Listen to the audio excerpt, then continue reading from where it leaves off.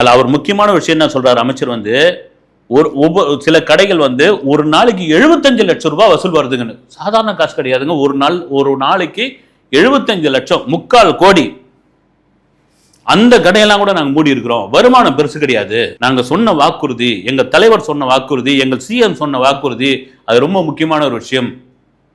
அதுல மிக முக்கியமாக வந்து இந்த 717 கடைகளில் 400 கடைகள், 400 சில்லறை கடைகள் வந்து டாஸ்மார்க் வித் பாருடன் இணைந்த கடைகள்.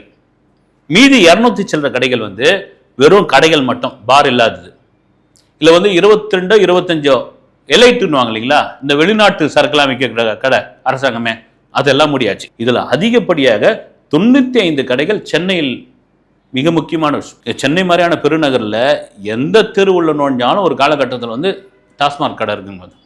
எங்க நுழைஞ்சாலும் வந்து இதெல்லாம் நாங்கள் சொன்னபடி மூடியாச்சு, நாங்கள்லாம் முடிச்சு வச்சாச்சு அப்படின்னு. இது ஒரு பக்கம் இருக்கும் பொழுது, இப்போ சமீபத்தில் முதல்வரை மீட் பண்ணிட்டு வந்தார் நடிகர் பார்த்திபன். அவர் ஒரு பிரமாதமான ஒரு ஐடியா ஒன்று கொடுத்துருந்தார். அவர் முதல்வரை மீட் பண்ணார் சிஎம் விஜய். அவருக்கு வந்து ஒரு ஓவியம் ஒன்று கொடுத்துருந்தாரு.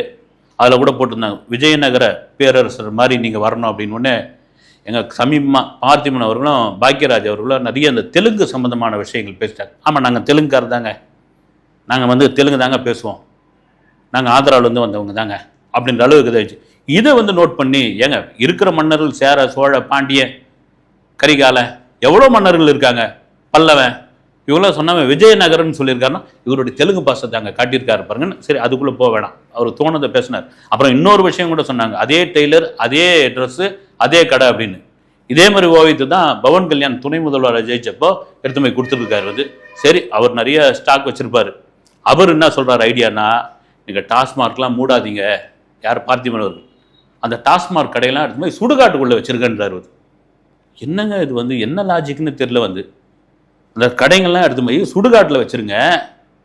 ஏன்னா கடைசியாக போய் மனிதன் அங்கே தான் இதுவாகிறான். சைக்காலஜிக்கலாக அவன் வந்து குடிக்க போகிறவனுக்கு, ஐயோ இந்த சுடுகாடா, இந்த பணமா அப்படின்னு பார்த்தா அவன் சைக்காலஜிக்கெலாம் மறந்து போய் குடிக்கிறதே விட்டுருவான்னு.